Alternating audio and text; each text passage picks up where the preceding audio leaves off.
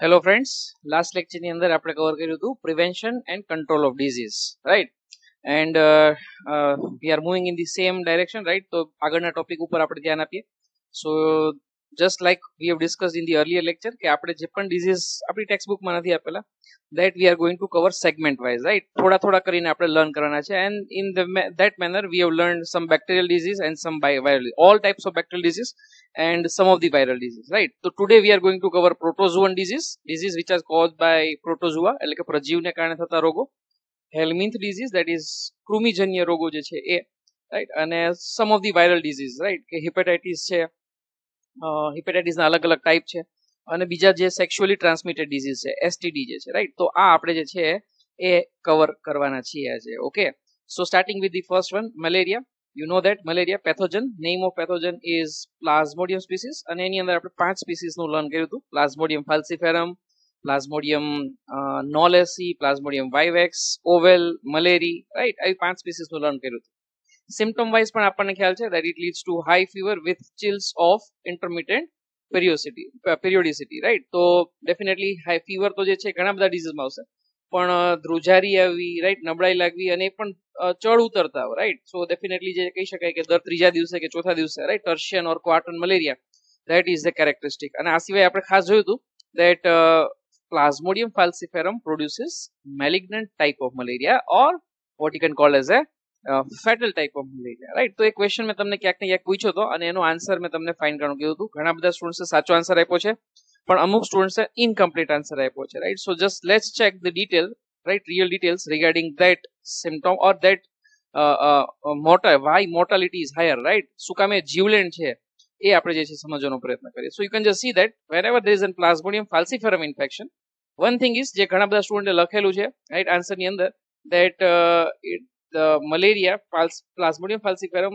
leads to infection in all stages of RBC. That is right, right? All stages એટલે કે કઈ રીતે કે ભાઈ સમજી લો કે કદાચ એરિથ્રોપોએસિસ ના ઘણા બધા સ્ટેજ તમે જોયા હશે, રાઈટ, આઈડેન્ટિફાઈ કર્યા હશે, અને દરેક સ્ટેજની અંદર ફાલ્સિફેરમ જે છે એ ઇન્ફેક્ટ કરી શકે છે આરબીસી, રાઈટ? જ્યારે વાઇવેક્સના કેસમાં કે પછી બીજાના કેસમાં જે છે બધા સ્ટેજમાં ઇન્ફેક્શન થતું નથી, રાઈટ? તો હિમોલાઇસિસ જે થાય એ ફાલ્સિફેરમને કારણે થાય એ વધારે થાય. That is one reason. But again, that is not reason for the high mortality. High mortality થાય એનું રીઝન જે છે કોમ્પ્લિકેશન્સ લાઈક કિડની ફેલિયર, અને બ્રેઇન ની અંદર પ્રોબ્લેમ થઈ શકે છે. ફોર એક્ઝામ્પલ જે કહી શકો કે તમે એન્સિફેલોપેથી, રાઈટ? આ ટાઈપના કોમ્પ્લિકેશન જે છે એ વધારે થાય. હવે આ બ્રેઇન અને કિડની ની અંદર આવા પ્રોબ્લેમ થાય એનું રીઝન શું? તો રીઝન એ છે કે માઇક્રો સર્ક્યુલેશન જે છે એ બ્લોક થઈ જાય છે, રાઈટ? બ્લોક કઈ રીતે થાય એ આપણે જોવાનો ટ્રાય કરીશું, right? So these two organs get affected in the falciparum, and that is the reason of high mortality in falciparum. તો જોઈ શકો છો નોર્મલ સેલના સરફેસ ઉપર કોઈ એવા સ્પેસિફિક પ્રોટીન કે જેને આપણે એડહેસિવ પ્રોટીન્સ, એડહેસિવ નોબ્સ તરીકે આઈડેન્ટિફાઈ કરીએ એવું કશું હોતું નથી. પણ જો પ્લાઝ્મોડિયમ ફાલ્સિફેરમનું ઇન્ફેક્શન થાય, you can just see that multiplication of the parasites inside the RBC. તો એવા કેસમાં આરબીસી ની સરફેસ સેલ મેમ્બ્રેન જે છે ધેટ એક્સપ્રેસીસ સચ ટાઈપ ઓફ પ્રોટીન્સ. આવા પ્રોટીન્સ જે છે કેવા હોય છે? એડહેસિવ ટાઈપના હોય છે, એકબીજા સાથે આરબીસી સ્ટિક થઈ શકે. સમજી લો કે આ જે છે એ બ્લડ કેપિલરી છે, અને અહીંયા એક આરબીસી આવેલો છે, અહીંયા બીજો આરબીસી આવેલો છે. તો નાઉ because there is presence of this type of an proteins, right, these types of protein, this RBC will tend to adhere with each other, right? એક આરબીસી બીજા આરબીસી સાથે સાથે શું થઈ જશે? જોઈન્ટ થઈ જશે. આવો ત્રીજો આરબીસી બનાવશે, અને you can just see that it could result in a formation of a, because that જે આપણે રોલેક્સ ફોર્મેશન કેવું જોયું હતું, રાઈટ? એના જેવું જે છે અહીંયા સ્ટ્રક્ચર જે છે એ બનાવી શકે છે, રાઈટ? એક્ઝેક્ટલી રોલેક્સ ફોર્મેશન તો નહીં કહી શકશું, કારણ કે રોલેક્સ ફોર્મેશન તો નેચરલી હોય. This is unnatural, this is because of pathology, right? હવે આવા આરબીસી જો કમ્પાઇલ થઈને ગ્રુપમાં જે છે સર્ક્યુલેટ થશે, મોટી આર્ટરીની અંદર પ્રોબ્લેમ આવશે નહીં, પણ જો નાની આર્ટરી હશે, સ્મોલ સર્ક્યુલેશન હશે, તો ડેફિનેટલી આવા જે કઈ આરબીસી હશે ઇઝ પોસિબલ એ જે છે ક્યાંક ને ક્યાંક આવીને બ્લોક કરી દેશે, રાઈટ? કારણ કે આર્ટરી તો ધીમે ધીમે જે છે આર્ટ્રીઓલ્સ, અને એમાંથી પછી કેપિલરીઝ, રાઈટ? આવી રીતે નાની નાની જ બનતી જાય, ડાયામીટર તો નાનો થતો જવાનો છે, કેપિલરીઝ આવશે તો અહીંયા જે છે એ બ્લોક થઈ જશે, અને એના કારણે જે છે પછી બ્લડ સર્ક્યુલેશન આગળ વધી શકે નહીં. And you know that in kidney and brain, right, there are so many microvascular capillaries, right? Microvascular circulation જે છે એની અંદર થતું હોય, and that could result in a fatal complication, right? So this is the reason of high mortality or why we call it as a falciparum as a malignant type of malaria, right? That reason we have identified. Okay, ખ્યાલ આવી ગયો હશે તમને. બીજો એક question બી પૂછ્યો તો જેના પી આન્સર મોટા ભાગના લોકો આપ્યા છે, અમુક સ્ટુડન્ટના બાકી છે. તો that was why we are using antibacterial agents in viral infection like common cold.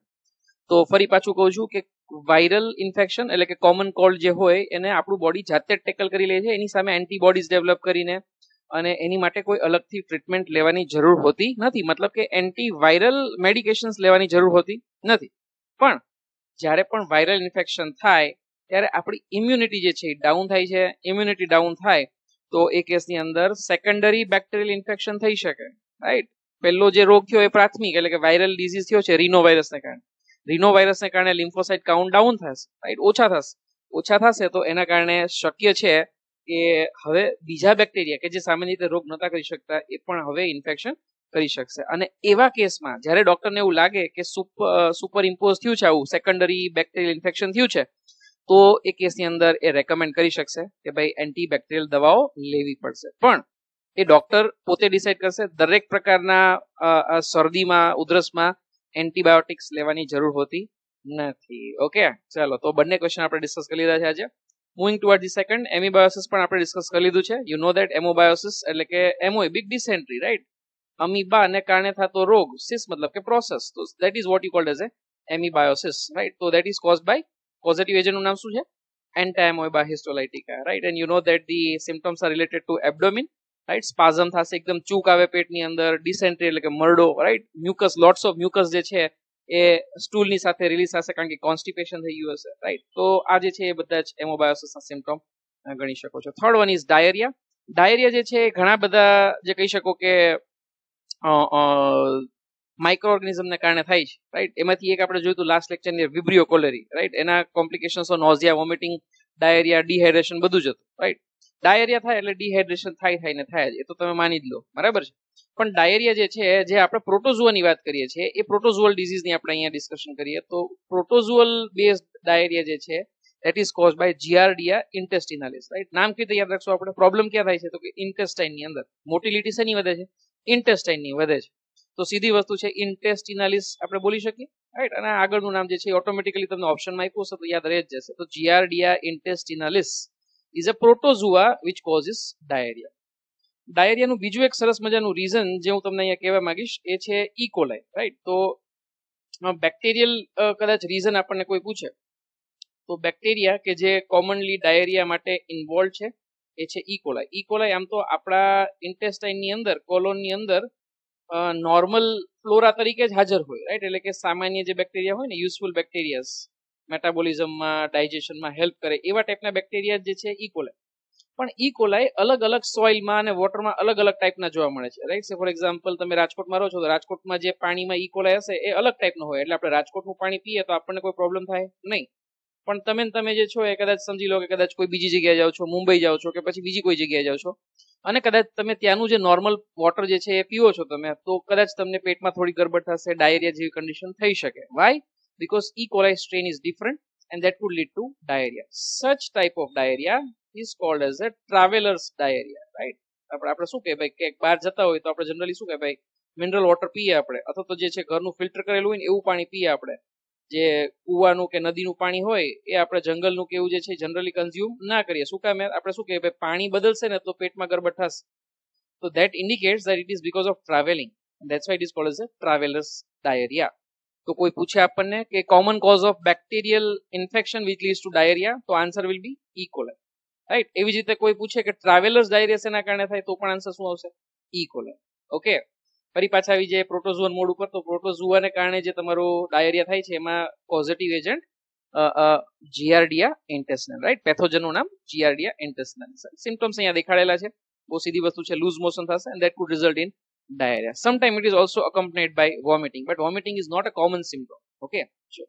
Next is African sleeping sickness, right? તમારો ફેવરિટ ડિસઓર્ડર. બહુ જાજો ટાઈમ લેક્ચર ભરો, રાઈટ? તો ડેફિનેટલી તમે શું થશો? સુઈ જશો. હા, પણ અહીંયા જે છે એ તો ડિઝીઝને કારણે થાય છે, રાઈટ?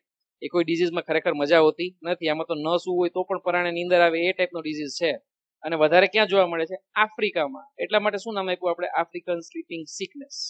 ઓકે, તો નામ જે છે એ સરસ મજાનું છે, આફ્રિકન સ્લીપિંગ સિકનેસ. એકવાર જૂની એક્ઝામમાં પૂછાઈ ગયેલો છે. પેથોજનનું નામ થોડુંક વિચિત્ર છે, ટ્રિપાનોસોમા ગેમ્બિયન્સ, રાઈટ. તો trypanosoma gambiense leads to African sleeping sickness because it leads to impairment in CNS, central nervous સિસ્ટમને અફેક્ટ કરશે. તો સીધી વસ્તુ છે, પેશન્ટ જે છે એને ડ્રોઝીનેસ એટલે કે નીંદર સતત ને સતત આવ્યા રાખશે, બરાબર. તો આવો ડિઝીઝ જે છે એ આફ્રિકાની અંદર વધારે જોવા મળે છે, right. Moving toward the last one, that is kala અઝાર. કાલા અઝાર એ નામ એટલા માટે આપેલું છે કારણ કે કાલા અઝાર ની અંદર સ્કિન જે છે એ બ્લેક થઈ જાય, રાઈટ. જે પેશન્ટ હોય એની ચામડી કેવી થઈ જાય, ડાર્ક થઈ જાય, કોમ્પ્લેક્શન જે છે એ ડાર્ક થઈ જાય. તો એના કારણે આવું નામ આપેલું છે કાલા અઝાર. કાલા અઝારનું બીજું નામ યાદ રાખવું ખાસ જરૂરી છે, દેટ ઇઝ લેશમેનિયાસિસ. યાદ રાખવાનું એટલા માટે કહું છું કારણ કે પેથોજનનું નામ તો જ યાદ રહેશે, રાઈટ. તો leishmania donovani, right, that is the name of pathogen. અને લેશમેનિયાને કારણે જે ઇન્ફેક્શન થાય એને આપણે શું કહેશું, લેશમેનિયાસિસ. જસ્ટ લાઈક એમોબાયોસિસ, અમીબાને કારણે થતું ઇન્ફેક્શન, એમોબાયોસિસ, રાઈટ. સિમિલરલી લેશમેનિયાને કારણે થતું ઇન્ફેક્શન, લેશમેનિયાસિસ. હવે લેશમેનિયાસિસ જનરલી આપણે ત્યાં પણ જોવા મળે છે, લાઈક સાઉથ ગુજરાતના અમુક રિજિયનની અંદર જોવા મળે છે, રાઈટ. જ્યાં પાણી વધારે ભરાઈ રહેતું હોય ને ત્યાં આ ટાઈપનું ડિઝીઝ જે છે એ વધારે જોવા મળે છે, રાઈટ. તો વલસાડ વાપી સાઈડના જે રિજિયન જે છે ત્યાં ઘણી બધી વાર આવું ઇન્ફેક્શન જોવા મળી શકે, રાઈટ. તો that is cause by this protozoa. એ કેસની અંદર સ્પ્લીન અને લીવર જે છે એનલાર્જ થાય છે. તો તમે જોઈ શકો છો પેશન્ટનું એબ્ડોમિન જે છે અહીંયા કેવું થઈ ગયું છે, એનલાર્જ થઈ ગયું છે. And the reason for that is enlargement of liver, enlargement of spleen. This is called as a megaly, right. શું કહેશું આપણે, મેગાલી. જો તમને યાદ હોય તો આપણે આ વર્ડ કન્જેસ્ટિવ કાર્ડિયક ફેલિયર ની અંદર પણ જોયું હતું. ત્યારે આપણે લર્ન કર્યું કે ઇટ ઇઝ કાર્ડિયોમેગાલી, રાઈટ. હૃદય જે છે એ મોટું થઈ જાય, રાઈટ. આપણે એવું પણ યાદ રાખ્યું હતું, બડે દિલવાલા, રાઈટ. એ તો ખાલી સમજવા જસ્ટ આપણે ઇઝીલી યાદ રહે એટલા માટે, રાઈટ. કઈ મોટું થાય એટલે કઈ સારું ના કહેવાય, એબનોર્મલ જ કહેવાય. તો અહીંયા જે છે એ શું થાય છે, સ્પ્લીન અને લીવર ની અંદર એબનોર્માલિટી થાય છે, પ્રોપરલી ફંક્શન નથી કરતું એટલે પોતાની સાઇઝ જે છે એ વધારવાની ટ્રાય કરશે, રાઈટ. ઇન્ફ્લેમેશન થાય એના કારણે પણ સાઇઝ વધે. So hepatomegaly, right. You know that hepato that corresponds to liver. Mega means large. So liver becomes enlarged. That's why hepatomegaly. Similarly, splenomegaly. Right? સમજી શકાય એવું છે. તો સ્પ્લીન એનલાર્જ થાય છે. અને તમે જોઈ શકો છો કે પેશન્ટની જે પણ કઈ સ્કિન જે છે, કોમ્પ્લેક્શન પણ છે એ પણ કેવું થઈ ગયું છે, ડાર્ક થઈ ગયું છે. અને એ કેસની અંદર કાલા અઝાર એવું કેરેક્ટરિસ્ટિક નામ જે છે એ એની સાથે આપેલું છે, રાઈટ. તો એકદમ ફીવર જે છે હાઈ ગ્રેડ ફીવર આવશે. એની સાથે સ્પ્લીન અને લીવરના ફંક્શન જે છે એ કોમ્પ્રોમાઇઝ થશે, સ્કિન જે છે એ બ્લેક થશે. આવા બધા જે છે એ સિમ્ટમ્સ જે છે એ તમે અહીંયા ઓબ્ઝર્વ કરી શકો છો, right. So with this we have completed all types of protozoan disease કે જે જૂની એક્ઝામ્સમાં પૂછાઈ ગયા છે, આપણા મટીરિયલની અંદર આપેલા છે. Last one that is in helminth disease is ascariasis, જે આપણે ઓલરેડી એનસીઆરટી પ્રમાણે કવર કરી લીધું છે. હા, એમાં એનસીઆરટીમાં ખાલી એનું સ્પીસીસનું નામ નહોતું આપ્યું, એ આપણે અલગથી યાદ રાખશું. So that is ascaris lumbricoides, right. Ascaris lumbricoid તમને ખ્યાલ છે કે કોન્ટામિનેટેડ ફૂડ અને વોટરથી સ્પ્રેડ થાય છે. આવું ફૂડ અને વોટર જે છે એ ઘણીવાર વાઇલ્ડ પ્લાન્ટ્સ જે હોય, વેજીટેબલ્સ, ફ્રૂટ, એની અંદર જે છે પ્રોટોઝોઆને કદાચ ટ્રાન્સમિટ કરશે. અને એ કેસની અંદર આવા વેજીટેબલ ફ્રૂટ જો કન્ઝ્યુમ કરવામાં આવે ધોયા વગર કે પછી પ્રોપરલી કટ કરીએ તો આપણે બરાબર ચેક કર્યા વગર જો કન્ઝ્યુમ કરવામાં આવે તો એ પર્સનની અંદર ઇન્ફેક્શન કરી શકે છે. And then it could lead to intestinal problems, right. તો આ જે છે તમારા સિમ્ટમ્સ જે છે એ બતાવે છે. આપણે તો જે જૂના જે જોયા હતા, રાઈટ, એ જ બધા યાદ રાખશું. એનસીઆરટીમાં જે આપેલા છે એ જ બધા યાદ રાખશું, ઓકે. તો હેલ્મિન્થ ડિઝીઝ જે કોમનલી જોવા મળે છે હ્યુમનની અંદર, એની અંદર એક જ આપણે લર્ન કરવાનું છે, વધારે કોઈ લર્ન કરવાની જરૂર નથી, right. So just checking the name of pathogens, right, જે આપણે લર્ન કર્યા અત્યારે એ ફરી પાછા એકવાર રિવાઇઝ કરી લઈએ છીએ. Malaria, very easy, it is plasmodium falciparum ovale malariae vivax અને નોલેસ. સિમ્ટમ્સની અંદર સીધી વસ્તુ છે કે ફીવર વિથ ઇન્ટરમિટન્ટ ચિલ્સ, અને એ કેસની અંદર પેઇન ઇન જોઇન્ટ્સ પણ. પેઇન ઇન જોઇન્ટ્સ આમ તો આઈડિયલી ચિકનગુનિયા જેવા ડિઝીઝની અંદર વધારે થાય, પણ this type of situation could also arise in malaria, right. મલેરિયામાં પણ થાય, રાઈટ. પણ વધારે કેરેક્ટરિસ્ટિક તમે આર્થરાઇટિસ જેવી સિમ્ટમ્સ જે છે શેના માટે યાદ રાખશો, ચિકનગુનિયાની અંદર, ઓકે.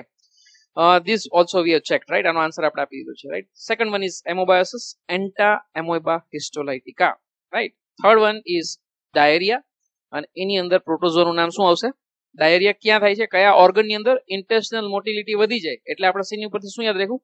ઇન્ટેસ્ટિનાલિસ. અને આગળનું નામ જે છે giardia intestinalis, right. Fourth one that is African sleeping sickness, right. Your favourite disease, my favourite disease. સુતા રહેવાનું મજા આવ્યા રાખે. ચલો ફરી પાછું, મજા એ કોઈ ડિઝીઝમાં આવતી નથી. હા, પણ પ્રોટોઝોનું નામ થોડુંક ડિફિકલ્ટ છે, trypanosoma gambiense, okay. Moving towards the last one that is kala azar. થોડુંક ડિફિકલ્ટ છે, કાલા આઝાર તરીકે પૂછાય તો. જો બીજું નામ તમને આપશે તો બહુ જ સહેલું થઈ હશે. આપી દો બીજું નામ ડિઝીઝ નું, લેઇશમેનિયાસિસ. ચાલો, શું નામ આવશે લેઇશમેનિયાસિસ ના પ્રોટોઝોઆનું? લેઇશમેનિયા ડોનોવેની. ઓકે, છેલ્લે એવો હેલ્મિન ડિઝીઝ જેમાં એસ્કારિયાસિસ અને હેલ્મિન્થનું નામ આવશે એસ્કારિસ લ્યુમ્બ્રિકોઇડ્સ. ઓકે, તો આ થઈ ગયું તમારું ઓવરઓલ પ્રોટોઝોન અને helminth disease. Let's move toward the remaining viral disease. Right, જે બાકી છે વાયરલ ડિઝીઝ ની અંદર, એની અંદર મેજર જે છે એ છે હેપેટાઇટિસ અને HIV. રાઈટ, આ બે જે છે એ તમારા બાકી છે. રાઈટ, તો હેપેટાઇટિસ ઇઝ અ ડિઝીઝ જેની અંદર શું થાય છે, ITIS નો મતલબ શું થશે, ઇન્ફ્લામેશન, અને હિપેટો નો મતલબ શું થશે, લીવર. તો લીવર ની અંદર ઇન્ફ્લામેશન થાય. ઇન્ફ્લામેશન થાય એના ઘણા બધા રીઝન હોય, પણ અહીંયા જે આપણે વાત કરીએ છીએ એ છે વાયરસ. રાઈટ, તો આ 5 વાયરસની સ્પીસીસના નામ આપ્યા છે ABCDE. રાઈટ, આવા 5 ટાઈપના વાયરસના કારણે જે પણ કઈ લીવરમાં ઇન્ફ્લામેશન થાય, સોજો આવે ઇન્ફેક્શનના કારણે, એને આપણે hepatitis A, B, C, D અને E એના વાયરસના નામ ઉપરથી જે છે ડિઝીઝના નામ આપેલા છે. રાઈટ, તો બહુ સિમ્પલ થઈ ગયું. અને એમાંથી આપણે પહેલો ડિઝીઝ હેપેટાઇટિસ A જે છે એ લર્ન કરવાના છીએ. રાઈટ, તમને ખ્યાલ છે હેપેટાઇટિસને આપણે ગુજરાતીમાં અથવા ઇંગ્લિશમાં આપણે જોન્ડિસ કહીએ છીએ. અને જોન્ડિસ જે છે એની અંદર જે છે એ મેજર પ્રોબ્લેમ શું થાય છે કે બિલીરુબિનનું બોડી જે છે એ જે કહી શકાય કે નિકાલ કરી શકતું નથી. It is the body is not able to eliminate bilirubin. Right, કારણ કે લીવરની અંદર પ્રોબ્લેમ થયો છે. Liver normally leads to elimination of the bilirubin in the bile and then into urine and faecal matter. Okay, પણ અહીંયા લીવરની અંદર problem થયો છે, તો એ પ્રોસેસ ક્યાંક ને ક્યાંક અફેક્ટ થઈ છે, અને એના કારણે બધા જ બોડી ફ્લુઇડ્સ ની અંદર કેવું થઈ હશે, યેલોઇશ ડિપોઝિશન થઈ હશે. તો can just see that skin colour, even I colour. Right, I colour જે છે જોઈ શકો છો તમે. રાઈટ, યુરિન નો કલર, આ બધાનો કલર જે છે કેવો થઈ હશે, એકદમ યેલો થઈ હશે. રાઈટ, ગુજરાતીમાં જેને આપણે કહીએ પીડીઓ કહીએ છીએ. રાઈટ ને, તો પીડીઓ શબ્દ થોડોક વિચિત્ર લાગે, પણ દેટ ડેફિનેટલી જોન્ડિસ, રાઈટ, કમળો એવું આપણે કહીએ છીએ. તો આ રીતનું જે છે નામ જે છે એ કેરેક્ટરિસ્ટિકલી એના માટે આપેલો છે. રાઈટ, તો પ્રોબ્લેમ બે જગ્યાએ થઈ શકે. આમ તો આરબીસી માં થઈ શકે, લીવરમાં થઈ શકે અને ગોલ બ્લેડરમાં થઈ શકે. અને એના ઉપરથી આપણે જોશું હમણાં 3 સરસ મજાના ટાઈપ્સ આપ્યા છે, પ્રી હિપેટિક, હિપેટિક અને પોસ્ટ હિપેટિક. આવા 3 ટાઈપના અલગ અલગ જે છે એ જોન્ડિસ હોઈ શકે છે. Right, so starting with the first one, that is pre hepatic. Right, પહેલા આપણે 3 જોઈ લઈએ, પછી જે છે વન બાય વન લર્ન કરશું. પ્રી હિપેટિક મતલબ કે લીવરની પહેલા પ્રોબ્લેમ થાય.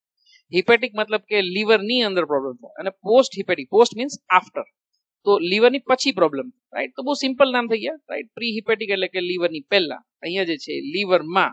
રાઈટ, અને અહીંયા જે છે તો કે લીવરની પછી. તો કઈ રીતે પ્રોબ્લેમ થાય છે, તો કે you know that normal process પહેલા હું તમને કહી દઉં છું કે આરબીસી જે છે normally whenever they are becoming old, right, જ્યારે પણ ઓલ્ડ થશે તો then they are you can say that converted into you can say that definitely hemoglobin in there નીકળશે, and that hemoglobin is processed by the liver to be converted into bilirubin. Right, આવું process જે છે એ કોણ કરી આપશે, તો કે ભાઈ લીવર અને સ્પ્લીન. લીવર અને સ્પ્લીન ની અંદર સ્પેશિયલ ટાઈપના ફેગોસાઇટ્સ આવેલા હશે. રાઈટ, ફેગોસાઇટ્સ એટલે કે જે ફેગોસાઇટોસિસ કરી શકે એવા સેલ્સ. નોર્મલી ઓલ્ડ આરબીસી નું જ ફેગોસાઇટોસિસ કરે, અને આવી સિસ્ટમને કહેવામાં આવે છે reticulo endothelial system. Right, system of RES, reticulo endothelial system. Okay, શું કરે છે, ઓલ્ડ આરબીસી ને ડિસ્ટ્રોય કરે છે, એમાંથી બિલીરુબિન બનાવે. આવું બિલીરુબિન જે બન્યું, માનો કે આ બિલીરુબિન બન્યું, આવું બિલીરુબિન જે છે એ વોટર સોલ્યુબલ નથી. રાઈટ, યાદ રાખો કે this is not water soluble, and that's why we need to complex it with some agent કે જેને આપણે શું કરી શકીએ કે વોટરમાં સોલ્યુબલ કરી શકીએ. એટલા માટે રાઈટ, ઘણી વાર આપણને શું થાય કે ભાઈ પાણીમાં તરતા ના આવડે તો શું કરીએ, આપણે બોટ લઈએ અને બોટની મદદથી જે છે રિવરને ક્રોસ કરવાનો ટ્રાય કરીએ. તો આ બિલીરુબિનને વોટરની અંદર સોલ્યુબલ થતા આવડતું નથી, તો બાઇલની અંદર ડાયરેક્ટલી જઈ શકતો.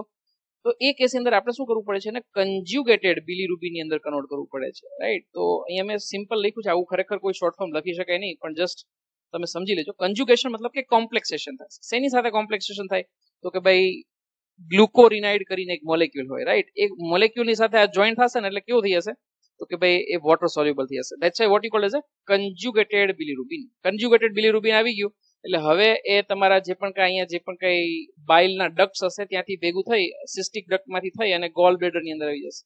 ગોલ બ્લેડરનું કોન્ટ્રેક્શન થાય એટલે ત્યાંથી આ હિપેટોપેન્ક્રિયાટિક ડક્ટમાંથી એમ્પ્યુલા ઓફ વેટરમાંથી થઈ અને ઇન્ટેસ્ટાઇનમાં જશે. ઇન્ટેસ્ટાઇનના બેક્ટેરિયા એને પ્રોસેસ કરી આપશે.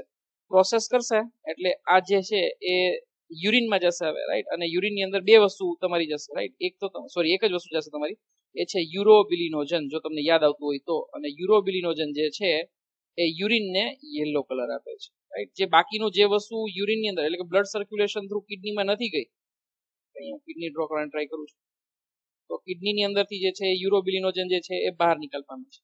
જે એબ્ઝોર્બ નથી થયું એ બધું જ જે છે એ ઇન્ટેસ્ટાઇનમાંથી લાર્જ ઇન્ટેસ્ટાઇનમાં જશે અને ત્યાં જે છે એ ફિકલ મેટરને જે છે એ કલર આપશે અને એ કમ્પાઉન્ડનું નામ આપણે યાદ રાખ્યું હતું સ્ટર્કોબિલિનોજન. રાઈટ, યાદ આવે છે ને? આ બધી વસ્તુ આપણે ડિસ્કસ કરી લીધી છે આઈ ગેસ ડાયજેસ્ટિવ સિસ્ટમ વખતે થોડી ઘણી અને સર્ક્યુલેટરી સિસ્ટમ વખતે બંને વખતે આપણે ડિસ્કસ કરી લીધી છે. This is a normal route. Right, આવી જ રીતે આરબીસી જે છે એ તમારો પ્રોસેસ થાય છે, ઓલ્ડ આરબીસી હોય પ્રોસેસ થાય તો ક્યાંક ને ક્યાંક દરેક વસ્તુની લિમિટેશન. માનો કે આરબીસી જે ડિસ્ટ્રોય થતા હશે, રાઈટ, આમ તો મિલિયન્સ ઓફ આરબીસી ડિસ્ટ્રોય થતા હોય, રાઈટ, પણ જે ઓલ્ડ હોય એ જ, તો એ કેસની અંદર લીવર જે છે એને પ્રોપરલી ટર્નઓવર જે છે એનું મેન્ટેન કરી શકે છે. પણ સમજી લો કે કોઈ એવો એક ડિઝીઝ થયો છે કે જેની અંદર આરબીસી જે છે બહુ વધારે એમાઉન્ટની અંદર તૂટી જાય છે. સમજી લો કે હવે આરબીસી જે પહેલા તૂટતા તેના કરતા billions of RBC are been destroyed. Say for example malaria થાય છે, તો મલેરિયાની અંદર you know that there is a હિમોલિસિસ.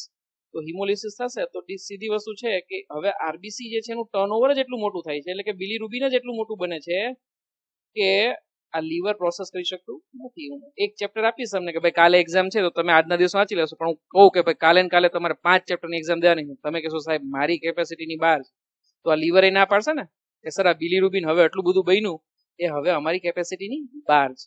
Right, તો બિલીરુબિન જો અહીંયાથી સર્ક્યુલેટ ના થઈ શકે તો બ્લડની અંદર, બોડી ફ્લુઇડની અંદર જમા થશે તો કેવું દેખાશે? સ્કિનનો કલર કેવો થઈ જશે? યેલોઇશ થશે, બધા જ કોમ્પ્લિકેશન થશે.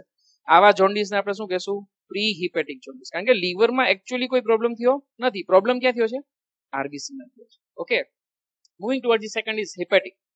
અહીંયા જે છે તમારો આરબીસી નોર્મલ ટર્નઓવર છે, રાઈટ, નોર્મલ આરબીસી ડિસ્ટ્રોય થાય છે, પણ લીવરની અંદર ઇન્ફેક્શન થયું છે અથવા તો કોઈ એવી દવાઓ લીધી છે અથવા તો આલ્કોહોલને કારણે સિરોસિસ થયું છે અથવા તો કઈ કેન્સર જેવું થયું છે, પણ લીવરની કેપેસિટી ઓછી થઈ ગઈ છે, રાઈટ, અને એના કારણે બિલીરુબિન નોર્મલ બને છે, પણ બિલીરુબિનનું જે કન્જુગેટેડ બિલીરુબિન કન્વર્ઝન લીવરને કારણે થવું જોઈએ એ થઈ શકતું નથી. હેપેટાઇટિસ બધા જ વાયરલ ઇન્ફેક્શનની અંદર આ ટાઈપનો પ્રોબ્લેમ થાય એટલે એને શું કહીએ છીએ આપણે? હેપેટિક જોન્ડિસ તરીકે આઈડેન્ટિફાઈ કરીએ છીએ. Right, so this is a very common cause of jaundice. સૌથી વધારે ટાઈપના જોવા મળતા જોન્ડિસમાં હેપેટિક જોન્ડિસ. એમાં પણ સૌથી વધારે કોઈ પૂછે તમને હેપેટિક જોન્ડિસમાં, then it is hepatitis A. Right, normally viral ઇન્ફેક્શનને કારણે જ જોન્ડિસ થતું હોય અને એમાં પણ સૌથી મોટું રીઝન જે છે એ છે હેપેટાઇટિસ એ ઇન્ફેક્શન.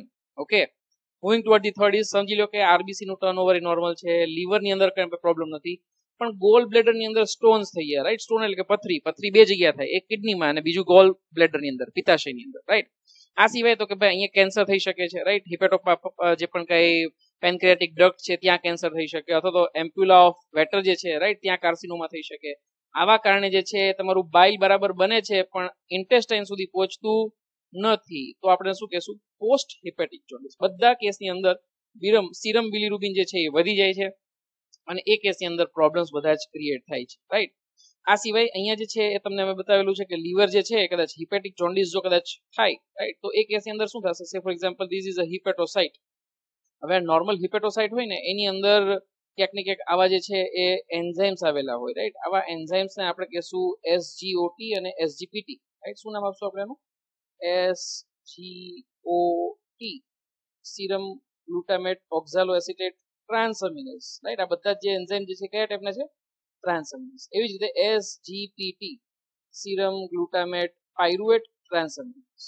ઓકે, બંનેના નામ જે છે એ ખાસ યાદ રાખજો, એસજીઓટી અને એસજીપીટી.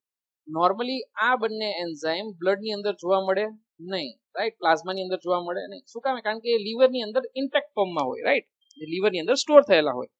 હવે જ્યારે પણ માનો કે કદાચ આ ટાઈપનું ઇન્ફેક્શન થાય, હેપેટાઇટિસ ઇન્ફેક્શન થાય, તો લીવર સેલ જે છે ક્યાંક ને ક્યાંક ડેમેજ થયો, રાઈટ, માનો કે ડેમેજ થઈ ગયો છે, તો આ ડેમેજ થયેલું જે પણ કઈ સેલ જે છે એ હેપેટોસાઇટમાંથી એન્ઝાઇમ હવે જે છે એ શું થશે કે બહાર આવશે.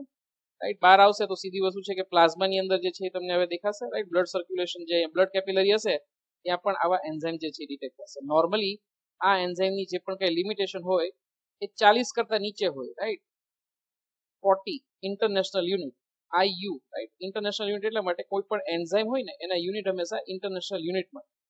રાઈટ, તો 40 IU કરતા હંમેશા ઓછા હોય, 0 to 40. રાઈટ, આ રીતની લિમિટેશન જે છે એ નોર્મલી બ્લડની અંદર જોવા મળે. જો 40 ઇન્ટરનેશનલ યુનિટ કરતા વધારે એમાઉન્ટ બ્લડની અંદર જોવા મળે તો સમજી લેવાનું કે હિપેટિક જોન્ડિસ છે. રાઈટ, તો હિપેટિક જોન્ડિસને આઈડેન્ટિફાઈ કરવા માટે બે વસ્તુ, એક તો બિલીરુબિન વધી જાય બ્લડની અંદર, રાઈટ, બીજું જે છે એસજીઓટી વધી જશે, એસજીપીટી વધી જશે. આવું પણ તમે જે છે જોઈ શકો, રાઈટ. આ સિવાય હિપેટિક જોન્ડિસ થાય તો એ પણ તમે સાથે યાદ રાખી શકો છો કે બિલિરુબિન અહીંયા જે છે એ જતું નથી ઇન્ટેસ્ટાઇન ની અંદર, રાઈટ. તો એના કારણે નોર્મલ યુરોબિલિનોજન અને સ્ટર્કોબિલિનોજન બંને જે છે એ બનતું નથી. સીધું બિલિરુબિન જે છે કિડની ની અંદર ટ્રાન્સફર થશે અને એક્સક્રીટ થવાની ટ્રાય કરશે. એના કારણે યુરિન નો કલર જે છે કેવો થઈ જશે, ડાર્ક થઈ જશે. અને સ્ટર્કોબિલિનોજન તો બિલકુલ બનતું નથી, રાઈટ. તો dark urine, right, dark urine અને જે પણ કઈ ફિકલ મેટર હોય, રાઈટ, જે મળ હોય એ તો સ્ટર્કોબિલિનોજન બનતું જ નથી. તો એ કેસમાં એ કેવું દેખાશે, વ્હાઇટ અથવા તો ગ્રેઇશ કલરનું દેખાશે, રાઈટ. તો this is a very characteristic symptom, right. આવું એક્ઝામમાં એકાદી વાર પૂછાઈ ગયેલું છે કે જો કોઈ પેશન્ટનું ફિકલ મેટર, રાઈટ, એટલે કે મળ જે છે એ ગ્રેઇશ કલરનું હોય, વ્હાઇટ કલરનું હોય, યુરિન જે છે એ ડાર્ક કલરનું હોય અને એવી વ્યક્તિની અંદર એબ્ડોમિન ની અંદર પેઇન થતું હોય, રાઈટ, ઉદરની અંદર દુખાવો થતો હોય, તો કયો ડિઝીઝ હોઈ શકે? તો સીધી વસ્તુ છે કે હિપેટિક જોન્ડિસ જે છે એ એના માટે ડિઝીઝ હોઈ શકે, right. So this is regarding the jaundice, right. આજે છે આપણે ડિસ્કસ ડિટેલ કરી લીધી છે. હવે તમારા માટે ખૂબ જ સહેલું રહેશે. જોઈ લઈએ આપણે વાયરસની કેરેક્ટરિસ્ટિક. જો યાદ રહે તો જ યાદ રાખવાની છે. દરેક વાયરસ જે છે એના જીનોમ ઉપરથી જે છે એને ક્લાસિફાય કરવામાં આવે છે, રાઈટ. સે ફોર એક્ઝામ્પલ કોઈ પણ વાયરસ હોય તો એને જે છે તમે બે ટાઈપના જે છે એ વાયરસની અંદર ડિવાઈડ કરી શકો, રાઈટ. વાયરસ જે છે એને જીનોમ, આમ તો વાયરસ પાસે બીજું કશું હોતું જ નથી, ખાલી એક જીનોમ હોય. જીનોમ એટલે કે જેનું કઈ જનીન દ્રવ્ય હોય એ, રાઈટ. અને બીજું એની પાસે એક પ્રોટીનનું લેયર આવેલું હોય. જોઈ શકો છો તમે, આ જે છે એ પ્રોટીનનું લેયર આવેલું હોય એને કહેવાય છે કેપ્સિડ અને આને કહેવાય છે જીનોમ, રાઈટ. તો વાયરસનું જીનોમ જે છે હંમેશા બે ટાઈપનું, જીનોમ હંમેશા બે ટાઈપના જોઈ શકો, રાઈટ. એક ડીએનએ અને બીજું આરએનએ, રાઈટ. તો મોટા ભાગના જે છે તમારા વાયરસ તમારા આ રીતે ક્લાસિફાય થશે, આરએનએ વાયરસ અને ડીએનએ વાયરસ. બંનેની અંદર ફરી પાછી કેટેગરી તમે મૂકી શકો છો, રાઈટ. સે ફોર એક્ઝામ્પલ ડીએનએ વાયરસ જે છે એની અંદર ડબલ સ્ટેન્ડર્ડ ડીએનએ હોય છે, રાઈટ, અને સિંગલ સ્ટેન્ડર્ડ પણ હોઈ શકે, રાઈટ. તો એસએસ ડીએનએ અને ડીએસ ડીએનએ, રાઈટ. એવી જ રીતે આરએનએ ની અંદર પણ તમે આ રીતે કહી શકો છો, એસએસ ડીએનએ અને ડીએસ આરએનએ અને એસએસ આરએનએ. ઓકે, તો વાયરસની 4 કેટેગરી થાય: DS RNA virus, SS RNA virus, SS DNA virus અને DS DNA virus. Likewise, right. તો હિપેટાઇટિસ એ જે છે એ કયા ટાઈપનું છે? એસએસ આરએનએ વાયરસ છે, રાઈટ. પણ મેં તમને કીધું એમ કે આ તમને યાદ રહી તો જ યાદ રાખવાનું છે, રાઈટ. આમાં જાજી આપણે મહેનત કરવાની નથી. એક જ વાયરસ એવો છે જેના માટે આપણે ડિટેલ યાદ રાખશું. એચઆઈવી વાયરસ માટે આપણે ખાસ યાદ રાખશું કે એમાં આરએનએ આવે કે ડીએનએ આવે કે સિંગલ સ્ટેન્ડ આવે કે ડબલ સ્ટેન્ડ, રાઈટ. જ્યારે ટોપિક આવશે ત્યારે આપણે જોશું, પણ એની માટે આપણે ખાસ યાદ રાખવાનું આવશે. આના માટે કદાચ યાદ નહીં રહે તો ચાલશે. ચલો આગળ વધીએ છીએ. તો સ્પ્રેડ કેવી રીતે થાય? તો યાદ રાખો that it is a most common type of an hepatitis virus. 5 આપણે જોયા, A, B, C, D ને E. એમાંથી આપણી જે સિલેબસ માટે ઇમ્પોર્ટન્ટ જે છે તો A અને B જ છે. C, D અને E આપણે યાદ રાખવાના થતા નથી, બરાબર. અને એમાં પણ ખાસ આપણે જોશું કે ભાઈ A અને B તો આમ તો બધા, રાઈટ, 5 એમાંથી સૌથી વધારે ટાઈપમાં જોવા મળતું હોય, રાઈટ, કોમન જે કહી શકાય એ ટાઈપનું જોવા મળતું હોય તો ઇટ ઇઝ હેપેટાઇટિસ A. અહીંયા લખેલું છે it is a most common cause of the jaundice. Okay, epidemic jaundice પણ કહી શકાય. એપિડેમિક મતલબ કે એક્રોસ ધી નેશન, રાઈટ, ઘણા લાર્જ એરિયાની અંદર જોવા મળતો હોય તો એને શું કહેવાય? એપિડેમિક.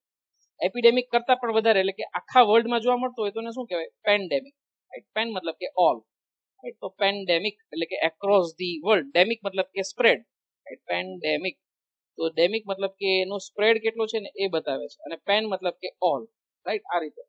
એવી જ રીતે એપિડેમિક, એપી એટલે કે જે કહી શકાય કે લાર્જ એરિયાની અંદર, રાઈટ. તો લાર્જ એરિયાની અંદર સ્પ્રેડ થયું હોય તો એને epidemic.